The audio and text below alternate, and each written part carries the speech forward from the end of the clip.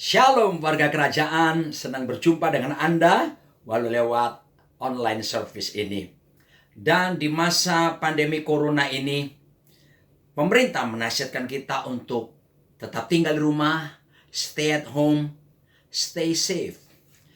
Dan ketahuilah bahwa sesungguhnya hal pertama yang mesti kita bangun ketika kita stay at home seperti ini adalah bagaimana kita mesti menciptakan atmosfer keluarga kita dengan baik supaya kita bisa betah mengalaminya.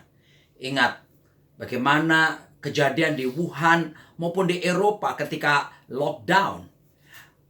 Yang terjadi adalah KDRT meningkat tinggi, tuntutan perceraian meningkat tinggi. Ini suatu hal yang menyedihkan.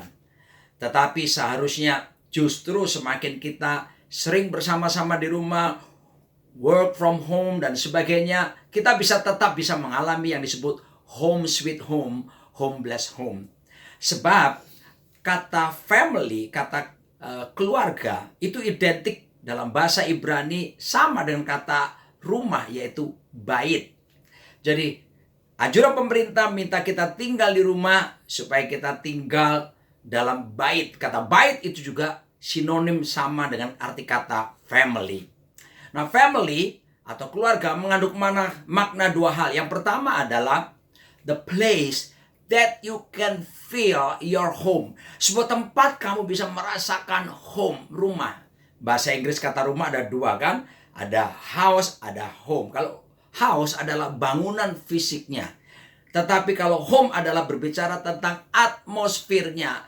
Tuhan merindukan agar supaya atmosfer sorga justru nyata di tengah keluarga kita.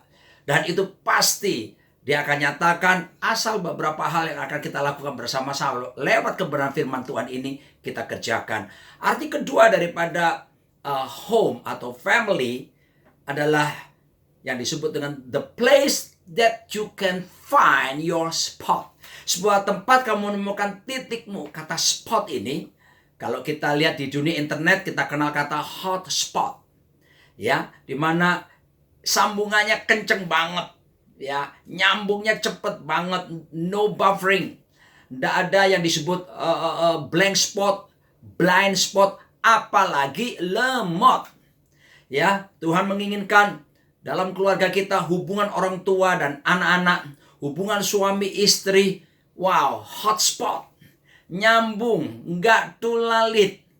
Itu pasti akan terjadi asal kita mau menerapkan bersama-sama prinsip-prinsip kerajaan Allah, prinsip-prinsip hubungan di dalam keluarga kita, apalagi di masa pandemi corona seperti ini. Nah, berbicara tentang relationship, hubungan, maka kita melihat bagaimana Tuhan kita disebut Father, Son, and Holy Spirit. Bapa, Putra, Roh. Ketika dia menciptakan manusia, dalam Kejadian 1 ayat 26 dia berkata, let us make man in our own image and our own likeness. Marilah kita, saya tertarik dengan kata kita itu. Allah Tritunggal, mereka melakukan persekutuan yang intim sekali. Dan mereka berkata, marilah kita dalam ketritunggalannya Tuhan yang luar biasa itu. Ini menunjukkan bahwa Tuhan itu adalah Tuhan yang berrelation kuat satu dengan yang lain. Dan pada waktu dia menciptakan manusia yang serupa segambar dengan dia, dia berkata begini, let them have dominion. Biarlah mereka, dipakai kata mereka di situ, them. Ya, ini berbicara tentang bagaimana memang manusia ada pun seperti penciptanya, ya, di mana menikmati persekutuan, hubungan, demikian manusia diciptakan. Makanya ketika Adam sendirian, Tuhan berkata, it's not good for man to be alone. Gak baik laki-laki sendirian. Maka diciptakanlah wanita, diberikan seorang istri. Untuk apa? Di situ ada relation yang dibangun, ada persekutuan yang dibangun. Dan saya harus katakan, ketika Adam Hawa pun sudah diciptakan, Alkitab menjelaskan bagaimana dalam kitab Kejadian mereka bisa bersekutu, berjalan bersama-sama dengan Tuhan di Taman Eden, menikmati hubungan yang intim sebelum manusia jatuh dalam dosa. Dan memang itulah kerinduan Tuhan buat setiap kita.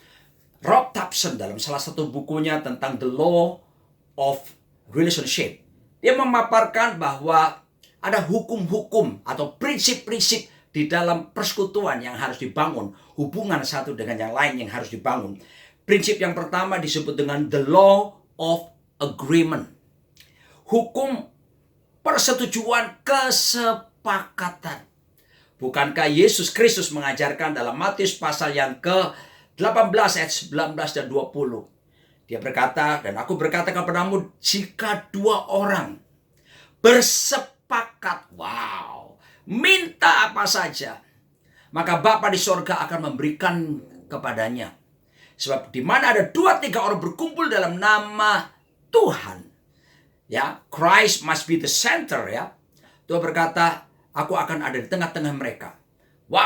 Ketika ada kesepakatan dalam keluarga yang dibangun, suami terhadap istri dan juga kepada anak-anak, maka Tuhan berjanji, apapun yang kamu minta, Tuhan akan menyediakannya kepada kita. Bukankah itu sesuatu hal yang luar biasa, warga kerajaan?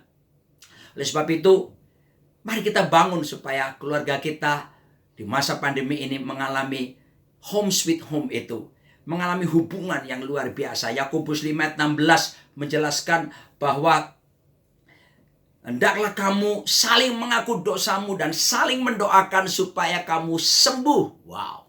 Lalu berkata, doa orang benar bila dengan yakin didoakan sangat besar kuasanya. Bagaimana doa kita bisa sakti berkuasa? Dimulai dengan saling mengaku dosa. Ketika saya selesai, yaitu keluar dari rumah sakit karena mengalami paparan COVID-19, 16 hari saya di rumah sakit, lalu kemudian ditambah 14 hari isolasi mandiri di kamar sendiri, dan terpaksa harus isolasi, dan total 30 hari. Selesai itu, apa yang saya lakukan adalah saya berkumpul kembali dengan istri saya setelah 30 hari. Suatu pengalaman yang menyiksa, yang tidak menyenangkan. Dan ketika bersatu kembali dengan istri saya, hari-hari awal itu yang kami lakukan adalah saya datang merendahkan diri kepada istri saya untuk mengakui kalau ada egois, kalau ada rasa selfish, mementingkan diri sendiri. Dan kemudian ketika saya mengakui kelemahan-kelemahan saya, istri saya juga mengakui kelemahannya. Lalu kami saling mendoakan. Alkitab berkata supaya kamu sembuh, pulih. Baru doa benar, doa orang benar. Bila dengan yakin didoakan sangat besar kuasanya. Sebab itu warga kerajaan Allah, ini yang Tuhan inginkan agar pemulihan keluarga terjadi di masa pandemi corona ini. Dan bukan cuma di masa ini, terus dalam sepanjang masa dalam hidup pernikahan dan keluarga kita. Lalu kita lihat jadi jelas hukum atau prinsip daripada kesepakatan itu harus dipegang satu dengan yang lain. Karena dampaknya luar biasa. Dan kemudian prinsip yang berikutnya adalah yang disebut dengan the law of covenant. Dalam Amos pasal yang ketiga, ayat yang ketiga dikatakan, berjalankah orang bersama-sama jika mereka belum berjanji? Tidak akan mungkin orang bisa berjalan bareng tanpa bersepakat berjanji. Anda juga tidak akan mungkin bisa join bisnis, kerjasama dalam bisnis untuk saling menguntungkan tanpa harus ada kerjasama yang baik, tanpa ada perjanjian. Tidak mungkin. Dalam bahasa Inggris, kata janji ada 3 level. Yang pertama promise. Itu janji biasa. Bisa diingkari asal punya alasan yang tepat. Tapi yang berikutnya adalah komitmen. Kata komitmen ini seperti bagaimana suami istri. Itu sifatnya sumpah, vow. Dan nggak bisa dibatalkan. Ya, karena ini sifatnya sumpah. Tapi juga ada yang disebut covenant. Perjanjian Tuhan kepada kita. Nah, ketika kita membangun prinsip-prinsip hubungan dengan baik dengan pasangan kita, atau bahkan waktu kita melakukan bisnis, maka kita harus punya apa yang disebut dengan komitmen yang baik. Bahkan disebut sebagai orang-orang yang bercovenant, sehingga kita bisa dipercaya untuk bisa bangun hubungan dengan orang lain. Dan hukum ini berlaku juga dalam tatanan hidup masyarakat. Sebab itu, mari perhatikan baik-baik. Yang ketiga, yaitu hukum yang penting juga, the law of sacrifice. di mana satu dengan yang lain mau saling berkorban. Saya mau katakan kepada saudara di masa begini, ini waktunya bukan cuma sekedar kita memberi. Memberi itu sudah bagus sekali. Tetapi mari kita meningkat kepada sacrifice. Sudah mulai berkorban bagi satu dengan yang lain. Dan seperti Kristus telah mengorbankan hidupnya bagi setiap kita karena dia mengasihi, mencintai kita. Mari kita punya semangat, prinsip mau berkorban buat pasangan kita, buat keluarga kita. Bahkan kita mau berkorban bagi kepentingan orang lain. Dan saya percaya itulah hukum Kristus, di mana kita melakukannya, bertolong-tolonglah kamu menanggung beban, sebab kamu telah memenuhi hukum Kristus. Kitab Galatia menjelaskannya seperti itu. Dan saya akan menunjukkan kepada saudara betapa kata family itu, bait itu, berkuasa sekali. Beberapa waktu lalu saya mencoba merenungkan, kira-kira apa ya family ini, akronim yang tepat. Tuhan memberikan hikmat kepada saya. Kata F-A-M-I-L-Y. F-nya adalah first is the kingdom of God. Yang pertama, pastikan dalam keluarga kita dan hidup kita, prioritas hidup kita adalah mencari dahulu kerajaan Allah serta kebenarannya. Dan dia berjanji maka semuanya itu akan ditambahkan kepadamu. Seperti yang tertulis dalam Injil Matius pasal 6 ayat yang ke-33, bukan? Jadi mari kedepankan, the kingdom of God must be not only our priority but must be our top priority. Kerajaan Allah bukan sekedar prioritas, tapi menjadi prioritas puncak dalam hidup setiap kita. Pertanyaannya sekarang, apa itu kerajaan Allah? Sederhana sekali, kerajaan Allah adalah pengaruh pemerintahan Kristus di dalam kita, di antara kita, dan bersama kita. There is no space for sin. Tidak ada ruang untuk dosa. Ketika Kristus kita izinkan memerintah dalam hidup kita, di dalam kita, di antara kita, dan bersama kita, maka yang ada adalah kita akan hidup dalam takut akan Tuhan, mengasihi Tuhan sungguh-sungguh, sekaligus balance. Kita akan mencintai Tuhan, tapi juga hormat akan kekudusannya. Sebab Alkitab berkata dalam Ibrani pasal 10 ayat 29, Tuhan itu selain penuh kasih, penuh anugerah, penuh kemurahan, tapi dia juga menyebutkan diri disebut sebagai api yang menghanguskan. Sebab itu ketika kita mengejar mendahulukan kerajaan Allah, pemerintahan Kristus, dan kebenarannya, kata kebenarannya di kayu sunde, itu bicara tentang right relation, hubungannya mesti beres. Haleluya. Hubungan dengan Tuhan pastikan beres, dan itu akan menolong kita membangun hubungan dengan keluarga kita atau orang lain berjalan lebih baik lagi. Lalu kemudian kata righteousness itu right position. Posisi kita juga harus beres. Mari kita mulai merenungkan diri. Ketika saya ada di rumah sakit terpapar COVID-19 itu, 16 hari saya ada di sana. Wow, suatu keadaan yang tidak mengenakan sekali, bersinggungan dengan kematian. Hal pertama yang saya lakukan apa? Saya evaluasi diri saya. Saya berkata seperti ini, ujilah aku Tuhan, cobalah aku Tuhan, selidiki batinku dan hatiku, mataku tertuju padamu. Saya evaluasi diri. Sebab saya tahu kalau Tuhan izinkan saya terpapar dengan virus yang mematikan ini, pasti ada maksud Tuhan.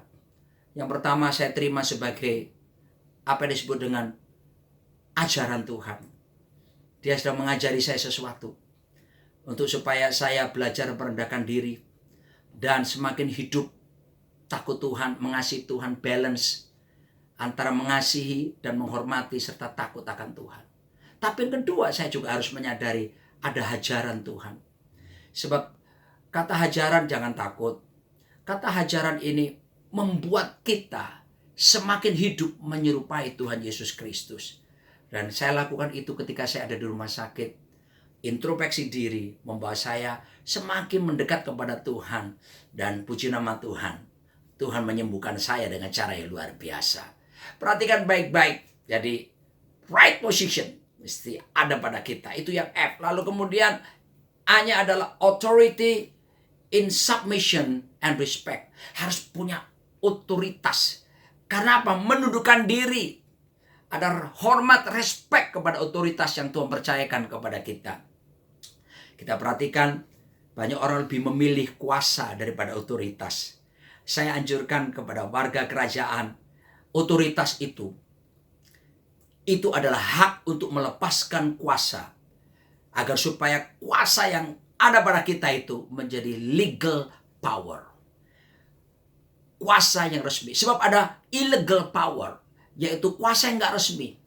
Anda boleh mengusir setan, bernubuat, melakukan mujizat seperti Matius 7 ayat 21-23. Tapi belum tentu itu dikenan oleh Tuhan. Tuhan berkata kepada mereka, I never knew you. Aku tidak pernah kenal kamu. Kamu sekalian pembuat kejahatan.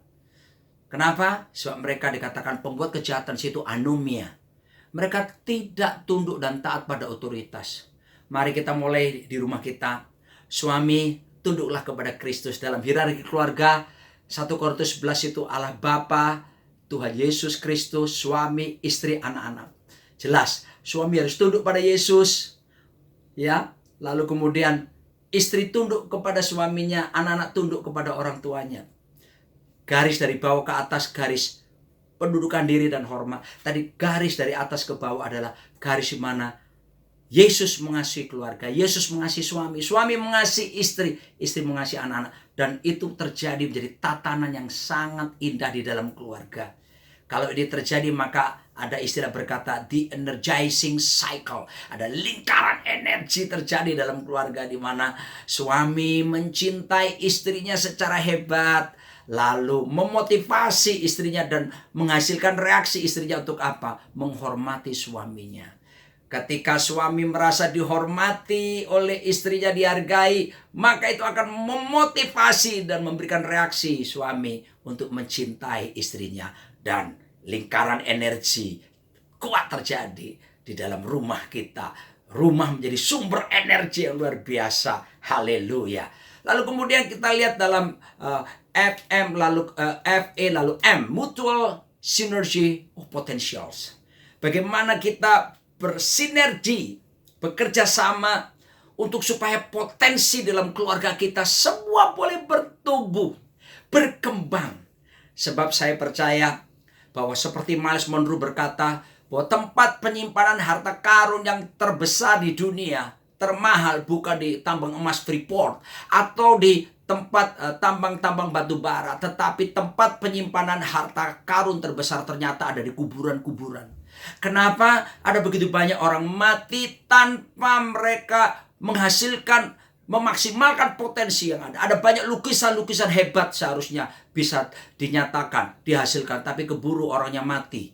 Saudaraku, sebab itu mari keluarga demi keluarga kita saling mendorong, suami, istri, anak-anak, supaya potensi masing-masing bisa menjadi maksimal untuk kemuliaan nama Tuhan. Sebab suatu hari nanti kita akan dihakimi oleh Tuhan. Dalam 2 Korintus 5 ayat 10 menyatakan bahwa setiap kita nanti akan menghadapi yang disebut takhta pengadilan Kristus, di mana kita harus mempertanggungjawabkan perbuatan kita ini, termasuk mempertanggungjawabkan semua potensi. Sebab saya percaya bahwa Tuhan memberikan potensi setiap kita masing-masing.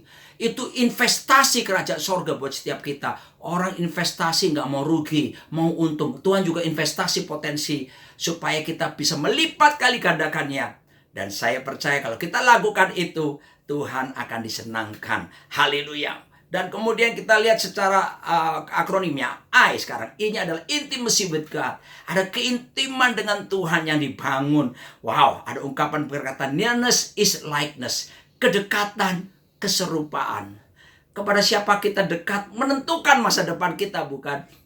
Dan ketika suami istri keluarga dibangun dalam keintiman yang kuat, saya percaya akibat keintiman akan menghasilkan buah. Saya punya 3 orang anak. Istri saya menjadi hamil bukan karena saya lirikan matamu menarik hati, hanya karena saya lirik atau dia menjadi hamil. Tidak. Apakah karena saya peluk dia erat-erat sampai tulang belakangnya berbunyi tak tak tak tak lalu dia menjadi hamil? Tidak. Harus ada hubungan intim resmi suami istri, sah. Baru kemudian kehamilan itu terjadi dan buah dihasilkan. Ketika hubungan intim suami istri dengan Tuhan, yaitu bagaimana kita mau bangun mezbah, doa bersama, menyembah Tuhan bersama-sama. Wow, so powerful sekali. Saya lakukan ini dalam pernikahan saya dengan istri saya hampir 28 tahun. Sejak saya menikah di kota Surabaya tahun 92. Sampai hari ini kami bangun mezbah bersama-sama. Saya tumpangi tangan, saya berkati dia. Dia juga peluk saya, berkati saya. Ketika masih ada anak-anak, tumpangi tangan satu-satu. Dan luar biasa, apa yang saya perkatakan untuk istri dan anak-anak saya terjadi. Dan kami menikmati home sweet home, home blessed home. Ada keintiman yang dibangun dan menghasilkan buah.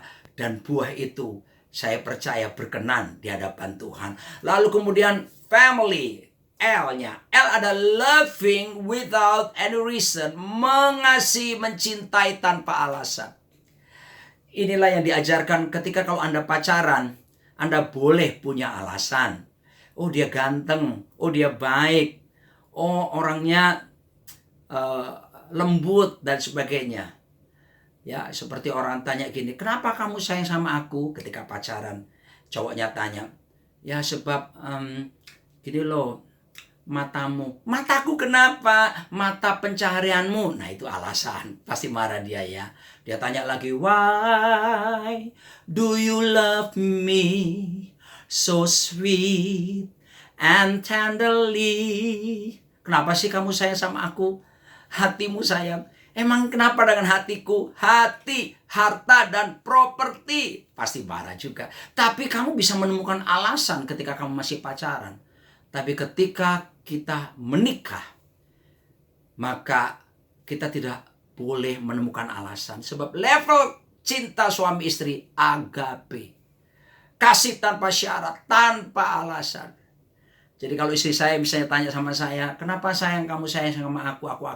Saya akan jawab, I'm sorry babe, I cannot find the reason why I love you because I love you without any reason. Sedap. Aku tidak menemukan alasan untuk mencintai kamu, karena aku mencintai kamu tanpa alasan, tanpa syarat. Ketika ini ada pada kita, maka tidak mungkin ada perceraian, karena kita akan menerima pasangan kita tanpa syarat, tanpa alasan. Dan yang terakhir adalah why-nya, young generation prepare. Wow, apa itu? Generasi muda ini dipersiapkan. Saya berdoa, Bapak Ibu dikasih Tuhan, sebab ini tanggung jawab orang tua, tanggung jawab kita masing-masing. Ada banyak orang menyerahkan pendidikan rohani anak-anak kepada gereja, kepada sekolah. Tidak. Tanggung jawab mendidik rohani anak-anak kita, tanggung jawab orang tua. Anak-anak jasmani kita harus menjadi anak-anak rohani kita juga. Dan Alkitab menjelaskan bagaimana kalau kita mendidik mereka, maka anak-anak kita akan melesat seperti anak panah di tangan para pahlawan. Siapakah pahlawan? Kita, orang-orang tua. Dan mari kita didik anak-anak kita. Mulai dari kita orang tua. Kita harus ajari anak-anak kita bagaimana berdoa. Kita ajari bagaimana firman Tuhan. Oleh sebab itu, mari di masa ini, stay at home ini, kita banyak baca Alkitab. Banyak mendekatkan diri kepada Tuhan, bersekutu. Dan kita bisa mengajar anak-anak kita untuk bertumbuh takut akan Tuhan. Ketika saya praktekkan ini, saya bersyukur 3 orang anak-anak saya sekarang sudah besar semuanya. David, Tirsa, Tevi. 3-3-nya takut Tuhan. 3-3-nya melayani Tuhan. Dan yang luar biasa, 3-3-nya pun berprestasi di dalam studi mereka masing-masing. Bahkan di tempat pekerjaan sekarang. Terpujilah nama Tuhan. Mazmur 78 menjelaskan bahwa legacy yang paling luar biasa, warisan yang paling indah, sebetulnya bukan uang, harta. Itu bisa diperebutkan, bisa habis. Walaupun ada yang bilang 7 turunan nggak habis. Siapa bilang? Tetapi ketika legacy, apa itu legacy? Legacy adalah warisan kekal yang bersifat rohani, yang dapat dipindah tangankan dari generasi satu ke generasi yang berikutnya. Ketika kita berikan warisan kekal yang warisan rohani yang sifatnya kekal ini kepada anak-anak dan cucu-cucu kita, maka kita akan bisa melihat generasi kita ke depan jauh lebih baik dari kita, dan kita akan melihat Dan kita akan mengalami bagaimana generasi di bawah kita itu, generasi demi generasi akan tetap ada di hadapan Tuhan. Mazmur 78 ditulis oleh Asaf. Dan Asaf adalah satu keluarga yang melayani praise and worship di bait suci 33 tahun. Selama pemerintahan Daud tanpa henti. Ya, tiap jam terus selama 33 tahun. Bagaimana itu bisa terjadi? Asaf melatih anak-anaknya. Lalu kemudian mengajak anak-anaknya melayani. Lalu kemudian setelah mereka cakap anak-anaknya melayani anak-anaknya lagi. Yaitu cucu Asaf. Dan seterusnya berkesinambungan. Kalau saya perhatikan kurang lebih 500 tahun lamanya. Pemuritan keluarga berlanjut terus melayani bersama-sama. Dan saya melihat contoh yang paling luar biasa dalam keluarga untuk terus generasi demi generasi melayani adalah Bani Asaf. Selama 500 tahun. Kapan berhenti? Ketika orang Israel melawan Tuhan dan Yerusalem dihancurkan oleh Nebukadnezar, bait suci dirobohkan dan tidak terlacak lagi bagaimana keluarga Asaf. Tapi kita bisa belajar sesuatu. 4 hal yang ditekankan untuk mempersiapkan generasi. Yang pertama adalah, dan Mazmur 78 ayat 4 menjelaskan bagaimana kita mesti mengajari anak-anak kita untuk supaya mereka intim dengan Tuhan, menjadi pemuji penyembah di hadapan Tuhan, mengalami love encounter. Yang kedua adalah mengajarkan anak-anak kita tentang His strength, kekuatan Tuhan. Ini yang disebut dengan power encounter. Ya, bukan sekedar punya power, tapi belajar tunduk pada otoritas, punya otoritas. Karena otoritas didapat karena tunduk pada otoritas. Baru yang berikutnya, anak-anak diajarkan miracle encounter. Ya, bagaimana perbuatan tangan Tuhan ajaib. Ajarkan kepada anak-anak kita, Yesus Kristus tetap sama baik kemarin, sekarang, bahkan sampai selama-lamanya. Kalau dulu dia melakukan mujizat, hari ini mujizat tetap berlangsung. Lalu kemudian yang pelajaran berikutnya adalah ajarkan firman Tuhan. Disebut the truth encounter. Ketemu tuh firman. Ajari anak-anak kita. Dan itu dimulai dari setiap kita. Dan bagaimana saya sembuh, saya mengalami bagaimana perjumpaan miracle encounter, power encounter itu terjadi ketika saya sedang jenuh di rumah sakit itu. Sekitar hari yang ke-13, tiba-tiba di belakang saya ada yang menepuk pundak saya. Saya tidak perhatikan pertama, tapi kemudian saya lihat ke belakang. Saya pikir biasanya suster antar obat untuk saya minum. Tapi waktu saya lihat ke belakang, ternyata tidak ada orang. Lalu kemudian saya abaikan. Tiba-tiba ada tepukan lagi datang 2 kali lagi. Di belakang saya sebelah kiri. Dan apa yang terjadi? Anda ingat bagaimana kisah Rasul 12, Petrus di tengah penjara, dirantai. Malaikat datang tengah malam ketika dia tidur dan ditepuklah Petrus. Lalu belenggunya terbuka. Lalu kemudian dia bisa keluar melewati 4 lapis regu penjaga tentara itu. Dan dia bisa keluar. Dan apa yang terjadi? Waktu saya mengalami jamahan itu, turunlah panas saya.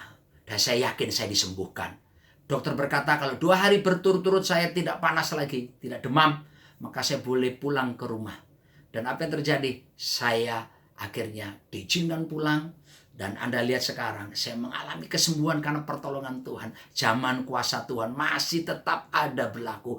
Kita yang hari-hari mungkin sedang menghadapi kesulitan apapun, ekonomi, atau keadaan apapun yang berat dalam hidup Anda.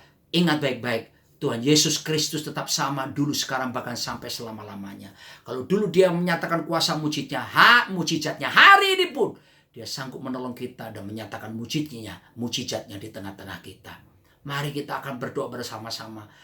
Ingat baik-baik, Tuhan rindu supaya home sweet home, home blessed home, atmosfer kerajaan sorga nyata dimulai dari rumah tangga Anda. Ketika rumah tangga kita menjadi kuat, komunitas kita akan menjadi kuat, gereja kita menjadi kuat, kota kita menjadi kuat, bangsa kita menjadi kuat. Kerajaan Tuhan ditegakkan di muka bumi ini. Mari kita berdoa bersama-sama. Dan saya rindu kalau Anda keluarga demi keluarga, suami istri boleh berdekatan, boleh berpegangan tangan, anak-anak juga berdekatan. Mari kita bergandengan, kita akan berdoa bersama-sama. Bapa Sorgawi, terima kasih. Rencanamu indah dalam hidup kami manusia. di masa pandemi corona ini, kami percaya Engkau tidak pernah meninggalkan kami. Immanuel selalu beserta kami, di dalam kami dan di pihak kami. Tolonglah setiap keluarga-keluarga. Aku berdoa supaya setiap keluarga berfungsi penuh. Dan mari Kau berkati dengan kehadiran-Mu di tengah mereka sesuai perjanjian-Mu. Aku berdoa, kuatkan teguhkan hati mereka. Sebab aku percaya Tuhan, pandemi ini tidak selamanya. Hanya musim, dibatasi oleh musim. Tapi yang kekal adalah di bawah kolong langit ini seperti Pengkhotbah 3 mengatakan, firman-Mu dan Engkau sendiri yang berkuasa kekal sampai selama-lamanya. Pulihkan setiap hubungan, pulihkan setiap keluarga, dan berkati setiap mereka. Biarlah sinar kemuliaan wajah-Mu tertuju atas setiap keluarga-keluarga yang ada. Dalam nama Yesus, kami bersyukur dan berdoa. Amin. Puji Tuhan. Tuhan Yesus memberkati Anda semuanya. Amin.